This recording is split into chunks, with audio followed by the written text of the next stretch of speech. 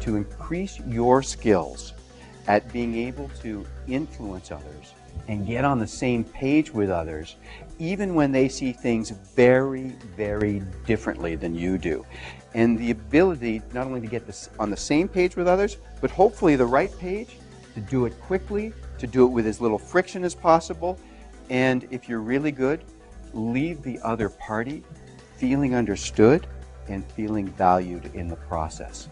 All I want to do with this simple example is I want to start to anchor the language around getting out of your own house and getting into someone else's house.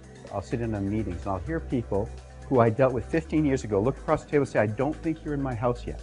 And it becomes a less conflict charged way of saying, we're not on the same page together.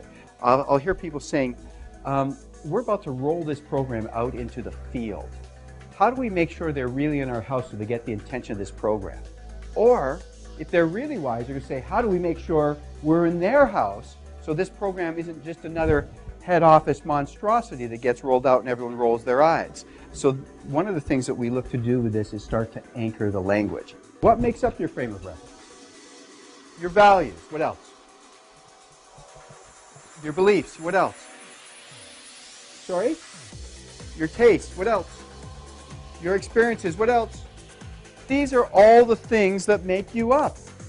It's no wonder, if this is what your house is comprised of, it's no wonder it's so difficult, as Troy just suggested, to step out of your own house, let alone try and step into someone else's house.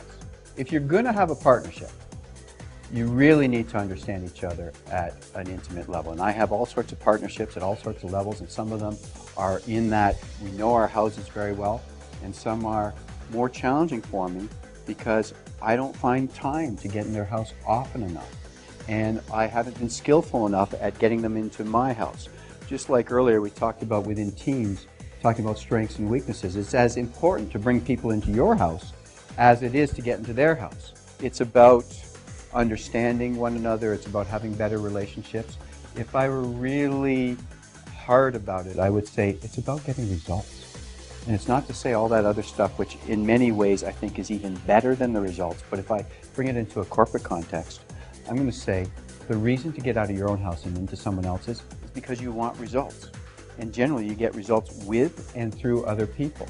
And if I want to be influential in my life, I believe the single most important skill beyond language skills and some basic math skills is my ability to influence others by starting wherever they are, even if I don't like how they view things. Everything we do, we call it learn, practice, apply. We believe in even short interactions, that people should be able to get more than just the ahas, that you should be able to learn something, start to practice it, and be ready to put it into application by the end of your time with us.